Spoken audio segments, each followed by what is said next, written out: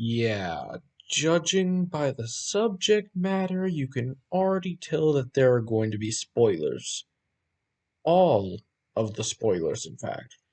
Both in terms of the visuals and in the discussions, I will spoil the endings or allude to the spoilers of an ending to many games in this video. But to make this video as accessible as possible, here I go. I will commence forth a list of every single game that I spoil in this video in any remote way.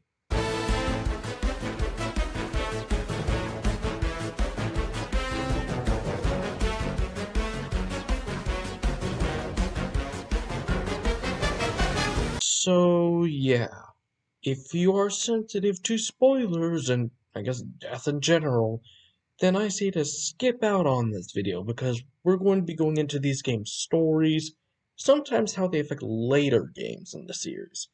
So yeah, if you're gonna dip, you should probably do it in the next 5 seconds. You gonna dip? No? Yeah? Okay. Death.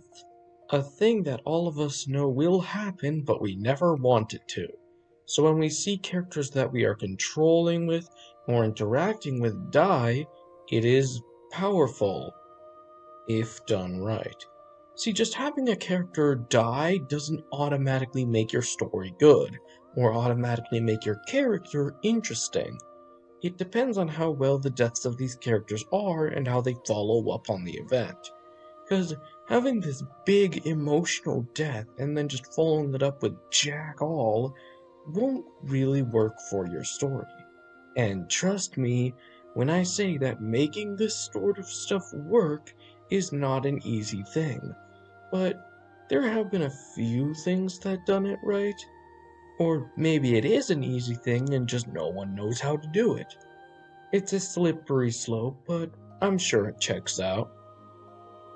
Let's start off with the one that you immediately thought of when clicking on this, because it's the one that I put in the thumbnail because anything else would be too spoilery. Aerith from Final Fantasy VII. I would say that Aerith's death would hurt people for two reasons. Mainly because of the amount of time you spent with Aerith up to that point, which was quite a while. RPGs that have a character be in the story this long wouldn't have them killed unless there was this big emotional sacrifice at the end. But you know that's not what happens. She's just sitting there, and then Sephiroth does a down air and kills her. But I think it's a bit more to that, and this is something that I don't think much other RPGs take advantage of, which is showing you the impact of a character death through gameplay. Aerith is a healer on your team, so when she dies, you would already feel the impact on the story by just her dying, but when you actually enter that first battle without Aerith in your party, you really come to realize how much more different and difficult the game is. The game commits with this death on both a story and a gameplay level, and I think that it's done really well. Final Fantasy VII Remake, on the other hand, magically brought a character back to life at the end. But I can't exactly comment on that until Part 2 comes out. But for now, I'll say, what? Why did you do that? But what I do have something to say about is Jessie's death. Now, personally, I think Jessie is fine. Definitely not as much attachment as Aerith, but I don't know, I still like her. Problem with her death scene is that the big emotions are supposed to come from the player, and not Cloud. Because Cloud, like, isn't the whole point of the story how he opens up to people more and, like, becomes more emotional over time? because that really isn't happening much here. You owe me a pizza. But hey, let's move on from a brutish edgelord who doesn't feel emotion when someone they like dies to a brutish edgelord that dies. I feel like I'm walking on broken glass by even mentioning The Last of Us Part 2, as every single discussion someone has about it attracts the exact opposite side to completely dick on them. But if you thought this section would be just about Joel's death, then you're wrong. The entire game is about the destructive cycle of violence, so you have to kill a lot of people in this game who have names now. Let's start off with the fact that a bunch of these deaths happened in cutscenes or quick time events, meaning that if you're trying to make your player feel bad about killing these people, you've kind of already lost. I don't really like how me killing these one-dimensional lackeys that I have to kill in order to progress is shamed by the game later on. If the game used the preconceived notion that this is a game, that's the enemy, kill them, in order to make you kill the characters and get the consequences instead of forcing you to, or else you get a game over screen, then that would have been really, really good. Maybe I could see how the story or future combat encounters would change if I didn't kill any of Abby's lackeys. That would have been mind-blowing and would have made me feel bad about killing them like the game wants me to. However, I've seen this argument that this story isn't about the player, it's about Ellie, and this is Ellie's journey, not the player's. I get that this is a subjective thing, and if you can handle playing a game as an actor for a character, then okay, that's how you play a game. But me personally, yeah, this is Ellie's journey in the same way that saving Hyrule from Ganon is Link's journey, and becoming the champion is Red's journey. And whatever happens in Sonic 06 is Sonic's journey. But, unlike those first two games, how am I supposed to care about anything that I'm doing as Ellie if the entire point of the game is lost on me? It would have been a much more effective idea to have player choice to kill because, well, Ellie would be killing them anyway, and at least now they know that they aren't optional. Like, they did it once or twice in the game, and they almost did a mind-blowing thing later on, but I mean, unless I'm missing some random NPC name that I killed, I don't think Danny ever appeared in the game. Oh yeah, there's also Joel. So, Joel is a despicable asshole who deserved to die. My issue is with how he dies instead of that he dies. Joel and Tommy told a random group of people that is outside of their stronghold who they are, where they're from, and what they're doing. It doesn't even matter whether or not Joel would do that, because he should know that there are people out there who would want him dead. Not only because of the amount of dickish things he's done, but also because of the way the world is now after the zombies came. There are assholey people out there who want to kill people, not even just because Joel is Joel, but because they're assholes. And the fact that Joel would put 100% faith in this random group is very confusing. I already talked about Final Fantasy and Last of Us 2, and any normal person would look at how vocal those communities are and say, maybe I should stop? But, well, I told you that I mentioned them somewhere. Everything about this character's death makes no sense. I talked about it a bit before, but I feel like I didn't say this clear enough.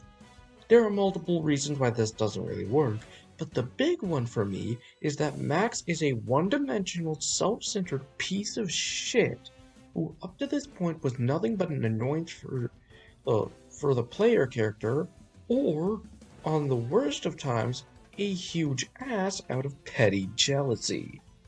You really grow to hate this fucker, but then they just get pushed off of an airship and the game spends a few minutes trying to make you feel sad about it. Why should I care whether or not this character dies or not? Like, obviously they're an ass, but they didn't deserve to die. Like, obviously I get it. But this bitch terrorist motherfucker has been doing nothing but trying to slander our image and ruin other people's livelihoods for the whole game.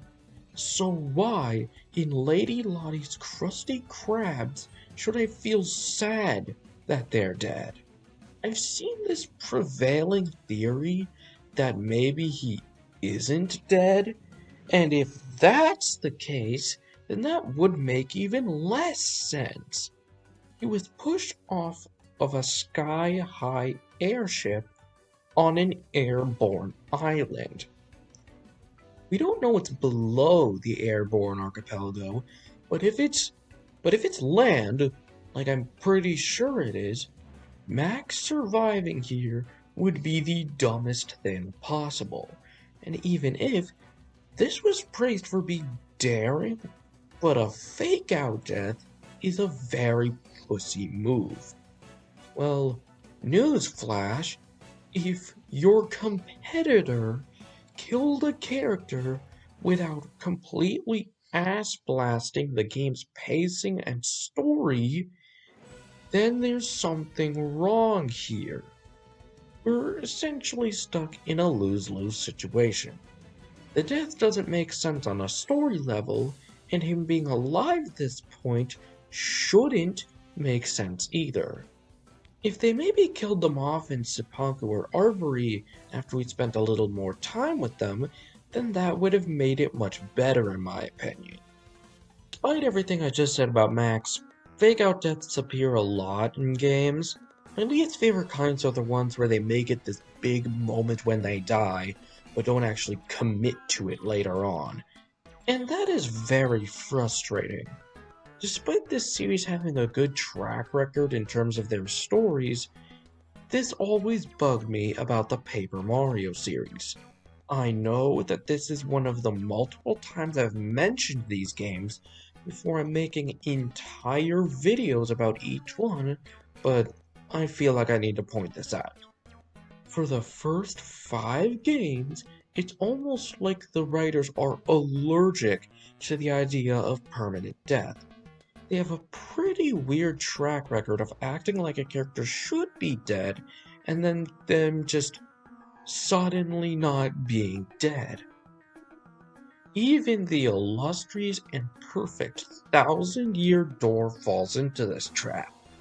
Remember how Grotus was zapped to dust by the Shadow Queen? Well, I guess his head materialized after being struck by lightning? And he's not evil anymore? I don't get this ending sometimes. Okay, and this is the worst one. Tech. His story revolves around him gaining emotions and conscience at the displeasement of his master, and he slowly but surely goes against what his master wants him to do. So Grotus, who got really mad because he found out that Tech has been giving info to Peach, soft rebooted Tech.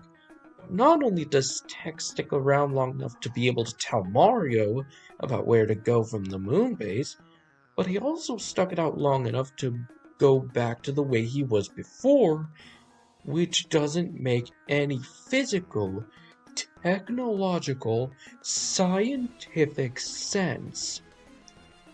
At least when Brendan died in Cyberpunk, it was a permanent thing, which makes sense. Just because you're a storybook doesn't mean you have to lapse logic like this. This franchise hates the thought of these characters dying, yet they try to have them sacrifice themselves over and over and over and over and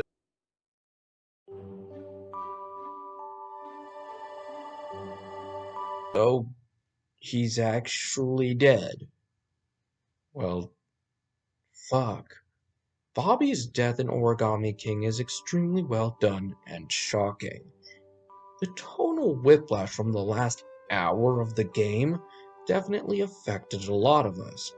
We learn more about Bobby after getting his memories back, that he lost his fuse after getting knocked off of the Princess Peach, and that he used the lockbox with the fuse of his dead friend to save Olivia. I feel like my favorite part is the realistic reaction Olivia has to it. Overwhelming guilt and sadness, like a person. This was done extremely well, and the reveal of Bobby's ghost was basically a way of finally hitting me that no tech or love bee bullshit would be going on here. The message to be taken from Bobby is that no matter how long or short your life is, if you enjoyed your time with it, then it was a good life. I'll mention Olivia and Ollie when I talk about their characters in the Origami King review, but their deaths were also pretty well done, though with a glaring issue with each of them. But Bobby was shocking, emotional, and most of all, unexpected, but welcome anyway. Guess what, everyone? I have finally played all of the Halo games, and I can officially say that now I get why everyone hates Halo 5 Guardians. Let me add context.